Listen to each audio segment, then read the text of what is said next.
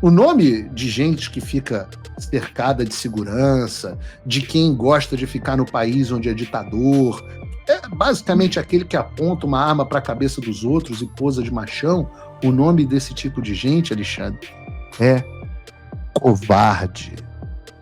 No fundo, você não passa de um velho e bom covarde que gosta de bater em velhinha do 6 de janeiro, de mulher que pinta estátua de batom, de Débora. Você gosta de bater em quem é fraco. Só tem um problema. Na minha mão, você vai se fuder. Sejam bem-vindos, o meu nome é Bruno. Deixe o seu like e inscreva-se no canal.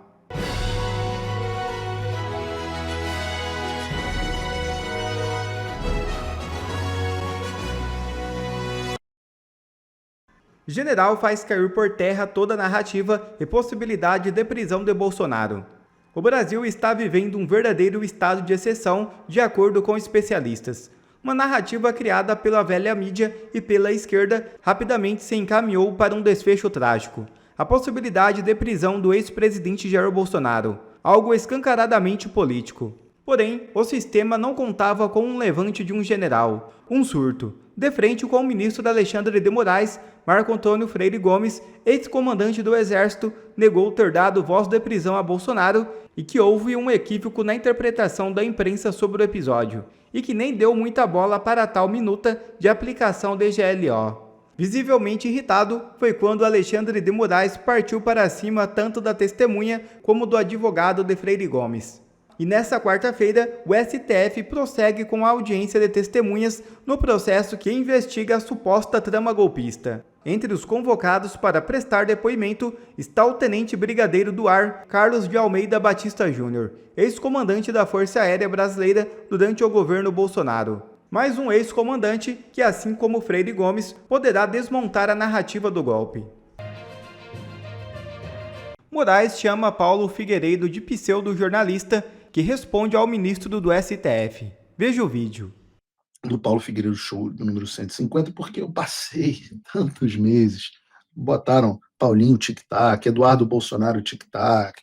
Ah, vocês ficam falando que os Estados Unidos estão fazendo, mas é tudo galhofa de vocês. Vem, eu tenho um clipe, né? Vai desde o carrapato do saco do Olavo até os veículos de esquerda dizendo que a gente estava só fazendo coisa para ganhar o dinheiro dos outros. Né? Ou seja, eu enfio o que no Brasil seriam centenas de milhares de reais, aqui nos Estados Unidos, uma boa quantidade de dólares para fazer esse negócio acontecer do meu próprio bolso, e as pessoas achando que eu, até a outra imbecil daquela rádio, que eu esqueci qual é o nome, que se fazia direita, aí começou a receber financiamento de não sei quem, virou de esquerda, pessoas achando que a gente estava só falando de gogó para enganar as pessoas. E que, semana passada, até o UOL, né, nós mostramos no programa de ontem, começou a dizer, não, vejam bem, a Casa Branca está analisando sanções, mas, na verdade, está analisando, mas é muito mal visto, não deve acontecer, não, isso aí é um alto risco, então não deve acontecer. E eu falei, essa é uma maneira bacana de dizer, olha, sua vovó subiu no telhado, ela foi passear antes de dizer que a vovó morreu. E hoje, no Paulo Figueiredo Show de hoje, eu estava para entrar no programa, eis que eu recebi uma mensagem de um assessor do Congresso dos Estados Unidos me falando que tinha havido uma reunião do Comitê de Relações Exteriores da Câmara dos Deputados americanos, exatamente a mesmo órgão no qual eu depus há praticamente exatos um ano, onde um deputado chamado Corey Mills, que vocês vão reconhecer daqui a pouco, fez uma pergunta muito direta ao Marco Rubio, que é o secretário de Estado americano. E nós tivemos pela primeira vez, e você vai assistir agora com exclusividade no Paulo Figueiredo Show, nós tivemos pela primeira vez uma manifestação oficial do governo americano a respeito de sanções do Alexandre de Moraes. Eu vou dar um spoiler aqui para vocês. Segundo o secretário de Estado, Marco Rubio, essas sanções são muito prováveis. A reunião foi FY 26, a postura do Departamento de Estado, protegendo os interesses americanos. E eu vou colocar o clipe aqui para vocês assistirem de forma legendada e comento em seguida. Brazil, if I may. Mr. Secretary, as you're certainly aware, the alarming human rights decline in Brazil. We've seen pervasive censorship, political persecution targeting the entire opposition, including journalists and ordinary citizens. What they're now doing is imminent politically motivated imprisonment of former President Bolsonaro. Bom, primeiro aqui o reconhecimento de que há perseguição política de oposição, inclusive de jornalistas. E depois o reconhecimento de que a perseguição da oposição que deve culminar com a prisão do Bolsonaro. This crackdown is extended beyond Brazil's borders, impacting individuals on U.S. soil. Indivíduos no solo americano sendo perseguidos pelo Alexandre de Moraes. 2023 Financial Times article actually talked about this. What do you intend to do, and would you be looking at Supreme Court justice sanctioning of Alexandre de Moraes under the Global Magnitsky Act? Vejam, você apoia sanções contra Alexandre de Moraes sob o Global Magnitsky Act, a Lei Magnitsky, que ninguém nunca tinha ouvido falar no Brasil, exceto pelos tweets do professor Olavo de Carvalho, até que a gente começou a falar sobre isso poucos meses atrás. Vejam agora a resposta do Marco Rubio. Vou voltar aqui um pouquinho. Moraes under the Global Magnitsky Act. That is under review right now, and it's a great possibility that will happen. Thank you so much, Mr. Secretary. Isso está em revisão neste momento e há uma grande possibilidade de que isso aconteça. Mic drop. Eu acho que, pelo menos neste momento, deve começar a haver um pouco mais de credibilidade nas coisas que eu falo. Você não reconhece esse deputado? Como será que ele é tão bem informado do Brasil? Se você está com a memória fraca, você tem um vídeo aí para reforçar a memória das pessoas, João? Ou Bruno? Vejam, que bonito. Deputado Felipe Barros, deputado Eduardo Bolsonaro, Paulo Figueiredo e quem? Poxa, caramba, deputado Corey Mills na semana passada, um cara muito parecido com ele, com esse cara que está falando com o secretário Rubio, né? E as pessoas acham que a gente vai lá passear e gastar dinheiro. E as pessoas acham que a gente vai lá passear e gastar dinheiro. Vocês sabem, eu vou fazer rapidamente um break, porque esse é um momento justo de começar a colher os louros do trabalho feito. Quem também, trazendo a pauta para o Brasil, quem também começou a acreditar nas sanções foi o Alexandre de Moraes. E falando sobre o recado que o Alexandre de Moraes tinha dado no Estadão, que depois repetiu no Globo, dizendo que eu seria julgado à revelia, ontem ele estava, ao mesmo tempo, no Supremo Tribunal Federal, no julgamento do inquérito do golpe, falando sobre mim, na verdade, tendo um chilique a meu respeito, coitado de mim, e eu acho que a melhor forma de fazer isso é colocar o vídeo do Alexandre e assistir aqui com vocês. Quem vazou a carta aos comandantes, a carta golpista? O denunciado do Núcleo 5, que é do Núcleo de Desinformação, também, que está com prisão preventiva decretada, está foragido do Brasil, e atenta contra a democracia do Brasil, sem ter coragem de viver no Brasil, Paulo Renato de Oliveira Figueiredo Filho, e que, na verdade, só tem influência nas Forças Armadas porque é neto do último presidente durante o tempo de golpe militar, o último presidente da República, João Batista Figueiredo. A Procuradoria ainda detalha que o acusado, Bernardo Romão, também enviou mensagem para o réu colaborador Mauro César Barbosa, informando exatamente isso, para assistir o programa Pingo nos Is da emissora Todo mundo Pan, assistiu, salientando que algumas pessoas lá seriam expostas junto com a carta. Detalhe ainda que o réu Mauro César Barbosa Cid afirmou que tinha conhecimento, o que corrobora exatamente o alinhamento da atuação da organização criminosa. Veja, checar com a fonte. Alinhamento é checar com a fonte. Descreve a denúncia. para e passo o alinhamento entre núcleo 1, representado pelo réu colaborador Mauro César Barbosa Cid, e o núcleo 3, que hoje estamos analisando. E eu passo... Mas eu não sou núcleo mostro também 5? as mensagens entre Correia Neto e Mauro Cid. A denúncia narra ainda que o denunciado no núcleo 5, Paulo Renato de Oliveira Figueiredo Filho, durante a transmissão em 28 do 11, Eu sou Paulo expôs Renato. os nomes dos militares. Ou seja, expôs, criticando o nome do comandante militar do Nordeste à época, general Richard Fernandes Nunes, que hoje é o chefe do Estado-Maior, o então... Peraí, um dos que eu critiquei, então, hoje é o chefe do Estado-Maior, né? Entendi. Um dos que eu disse que estava se colocando contra uma atitude contra você, virou chefe do Estado-Maior. E os demais? O comandante militar do Sudeste, que hoje é o comandante do Exército... Entendi. O outro virou comandante do Exército e eu disse que ia virar, né? Entendi. Mais Miguel Ribeiro Paiva, o então comandante militar do Sul, que já passou para a reserva, general Stumpf passou para a reserva, mas faltou um detalhe, né, Alexandre? Foi virar presidente da Polpex com um salário de mais de 100 mil reais. Stumpf, tendo afirmado que os 3 militares eram contrários a uma ação mais contundente nas Forças Armadas. Nós, ministro Flávio, nós chegamos a viver um absurdo tão grande no Brasil, que se normalizou que numa transmissão de um programa de televisão, Pingo nos Isa, rádio e televisão, YouTube, na transmissão, se normalizou que um pseudo-jornalista foragido pudesse atacar generais, comandantes de região, dizendo que... Veja que coisa esquisita, né? Um jornalista, ou pseudo-jornalista, na época como é que eu podia estar foragido se eu não era nem processado, mas um jornalista criticando funcionário público. Mas que coisa absurda! Como é que pode normalizar uma coisa dessa, não é verdade? Daqui a pouco o jornalista vai querer criticar até ministro do Supremo Tribunal Federal.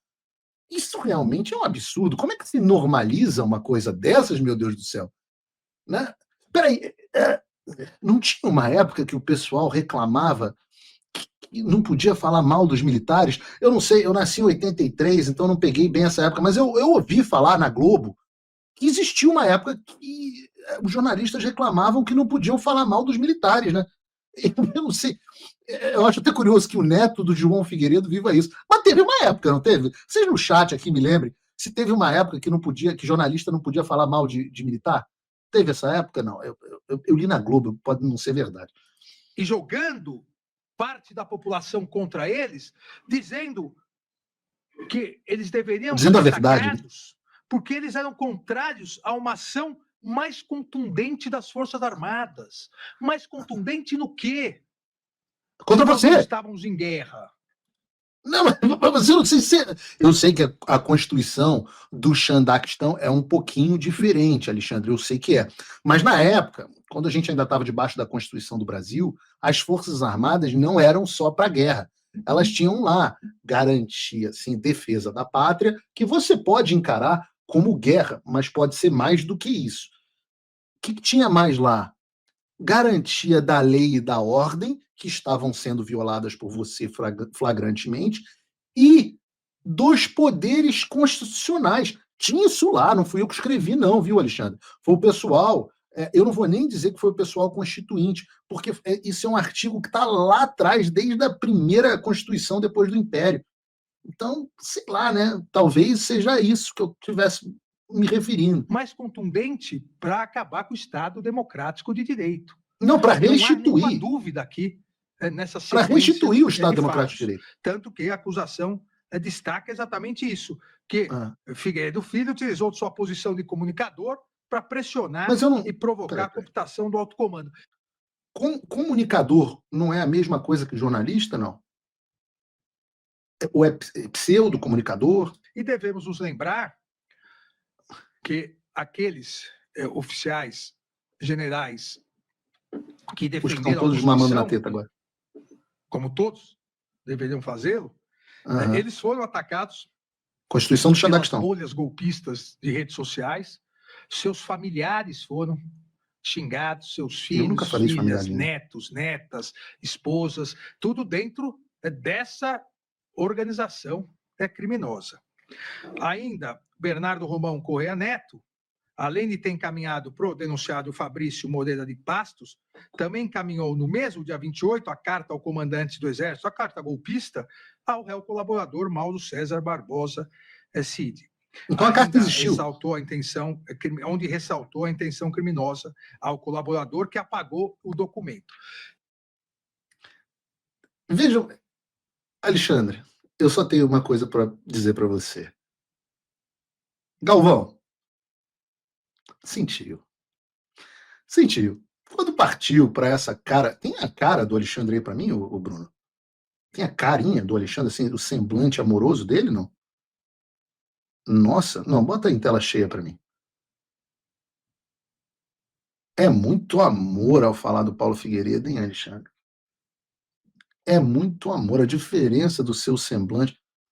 Você tá com cinto de segurança ou não? Entendi esse negócio tá usando uma tipóia, talvez. É muito amor. Agora, volta para mim. Você partiu para esse argumento de adolescente, de você não tem coragem de vir aqui me enfrentar, mas tem algumas coisas que você merece ouvir, já que você partiu para essa. A primeira pergunta é por que você está tão desesperado comigo? Por que eu tenho um núcleo só para mim no caso do golpe? Por que você está tentando me julgar a revelia, mesmo com todo esse desgaste? Por que você mandou recado ontem do Estadão? Por que você está no meio de um julgamento que não é nem do meu núcleo, falando do meu nome, me xingando? Por que você está assim, Alexandre, com essa cara, bota aí de novo, essa cara de ódio a meu respeito? A resposta está no bloco anterior, está na fala do secretário Marco Rubio. Porque essa é a primeira porrada real que o Alexandre toma, e vai tomar efetivamente, em anos, desde que ele se tornou ministro do Supremo Tribunal Federal. É por isso que ele sentiu. Quando o UOL começa a dizer, e ele sente o entorno, é porque a porrada é séria. Daí você para de ouvir esse argumento ridículo. Você não tem coragem de viver no Brasil. Bom, realmente eu não tenho coragem de viver no Brasil desde 2015. Eu saí do Brasil por não ter coragem de viver no Brasil. Uma violência do cacete, um país dominado pelo tráfico de drogas, pela criminalidade, um país que depois, onde jornalistas são presos, são perseguidos. Eu não tenho coragem realmente de viver no Brasil, não. Aliás, as pessoas que puderem deveriam fazer o mesmo. Procurem, inclusive, a Imigrex, empresa de imigração minha com a Ludmila Lins Grilo, link na descrição, que a gente vai te ajudar, inclusive, a também sair do Brasil. Como eu disse, eu saí em 2015. Naquela época, Alexandre, em 2015, eu acho que você era, inclusive, advogado da Transcorp, né? Aquela empresa que parece que lavava dinheiro para o PCC, né? Então, eu não tenho coragem realmente de viver num país onde o ministro da Suprema Corte advogava para a empresa que lavava dinheiro para o PCC. Eu não tenho coragem mesmo. Não estou dizendo que você é envolvido, mas eu não tenho coragem de viver num país desse. Não tenho elementos para dizer. Né? Agora, toda essa raiva, Alexandre, deve estar te deixando meio confuso. Confuso. Porque como é que eu vou ter coragem de retornar ao Brasil, Alexandre, se você caçou a porra do meu passaporte brasileiro em 2022 e mandou, inclusive, informar o governo americano e proibiu o consulado e a embaixada brasileira de emitirem novos passaportes para mim? Então como é que eu vou ter coragem de ir ao Brasil? Eu não tenho como, você tomou meus meios. Não posso nem com outro passaporte, que agora para entrar no Brasil inventaram uma maluquice, você precisa do passaporte brasileiro. No mais, Alexandre, assim, se o assunto é coragem, a distância daí para cá e daqui para aí é a mesma. Eu, inclusive, já falei para você viajava muito para os Estados Unidos. Eu lembro você em Nova York dando palestra. O que houve que você não vem mais? Você não é machão? A distância é a mesma, pô. Você quer falar, tá querendo me enfrentar? Pô, a gente gosta disso, é o que eu mais gosto. Agora, será que você é corajoso mesmo de sair aí do Brasil, vir aqui falar essas coisas, aqui nos Estados Unidos, sem, tipo, 10 seguranças? Eu duvido, eu conheço teu tipo. Vira tchutchuca rapidinho. Primeiro enfrentamento afina. Porque eu digo isso sem segurança, eu digo isso literalmente. Porque até dentro do STF. Vejam, ontem, na sessão, enquanto o doutor Chiquini fazia uma contundente e indiscutível sustentação oral, esses dois aí, que estão aí na tela marcados, né, além de todos os policiais legislativos num dos prédios mais seguros do Brasil, esses dois aí, Alexandre, são ou não seus seguranças pessoais? O da direita é ou não é o capitão Macedo, cujo processo você está cobertando? O capitão Macedo é aquele dos diálogos da Vaza Toga, sabe, que está sendo investigado por fornecer pesquisa clandestina policial a você, Alexandre? Aquele que no momento em que a juíza pediu para ouvir o segurança, o teu segurança, você mandou o processo subir para o STF? Então, esse negócio de eu sou machão, tenho coragem, para cima de Moá, não, querido. Veja, eu sou só um pseudo-jornalista. Eu não tenho nem monitoramento, né? São imagens. Daqui a pouco eu vou dizer, Paulo Figueiredo está monitorando Alexandre de Moraes. As imagens são do Space Liberdade, do julgamento público. Mas eu tenho olhos e ouvidos e boas fontes, Alexandre, inclusive bem perto de você. Bem perto de você. Por isso que eu sabia quando você ia encontrar o comandante general Tomás Frajola, esse que você estava elogiando e puxando o saco aí agora no julgamento. E daí você vem com a ideia de que eu estou foragido. Bom, olha, em primeiro lugar, eu tenho que ser bem sincero.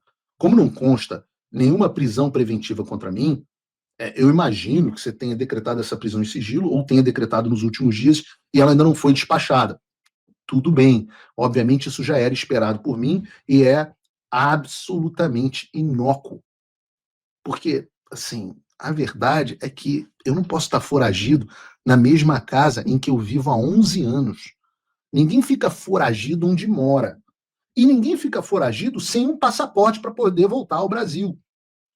E mais, eu estou num país que tem acordo de cooperação com o Brasil. Os Estados Unidos têm acordo de cooperação com o Brasil. Tem tratado de extradição, tem EMILAT, tem convenção de Haia. Então, não tem como eu ficar foragido aqui nos Estados Unidos, né? A não ser que as suas ordens sejam ilegais e sejam recusadas pelo governo americano e que a sua ordem de prisão seja recusada pela Interpol. E não vem dizer que é porque eu sou amigo do Donald Trump, não. Porque suas ordens foram recusadas lá na Espanha pelo governo de esquerda da Espanha e foram recusadas aqui nos Estados Unidos pelo governo Biden. Que vergonha, Alexandre. Então, talvez, só talvez, quem não tenha coragem de mandar as ordens, as citações e os pedidos de extradição, seja você. Eu não posso ser foragido de ordens que eu desconheço. O nome de gente que fica cercada de segurança, de quem gosta de ficar no país onde é ditador, é basicamente aquele que aponta uma arma para a cabeça dos outros e posa de machão. O nome desse tipo de gente, Alexandre, é covarde. No fundo, você não passa de um velho e bom covarde que gosta de bater em velhinha do 6 de janeiro, de mulher que pinta estátua de batom, de Débora. Você gosta de bater em quem é fraco. Só tem um problema. Na minha mão, você vai se fuder, porque eu sou o cão pastor. Eu tenho o mesmo dom da agressividade de vocês, os lobos, só que eu defendo as ovelhas. E eu tenho do meu lado alguém que faz todo o seu poder parecer insignificante. Eu tenho alguém aqui me protegendo que faz você parecer um nada. Você está achando que eu estou falando do Donald Trump? Não. Eu estou falando do Senhor dos Exércitos. Eu estou da mesma forma que o Davi não foi para o confronto direto para trocar soco com Golias, eu vou daqui de longe, com a minha funda, com a minha atiradeira, acertar uma pedra, em breve, metafórica, Alexandre, no meio da sua testa. E aí você vai saber quem é o Senhor. Tem um louvor aqui nos Estados Unidos, eu não sei como é que essa música, acho que não tem versão em português, que diz que o meu Deus é maior que você. Que se eu falar para as montanhas, elas andam. É hora delas se moverem, elas se movem. Não pense que eu sempre falo, eu sou um imigrante, um pobre jornalista, ou melhor, né, um pseudo-jornalista. Não pensa que eu estou fazendo nada dessas coisas, não. Não tenha medo de mim, não, Alexandre, não se desespera. Tenha medo da mão poderosa da providência.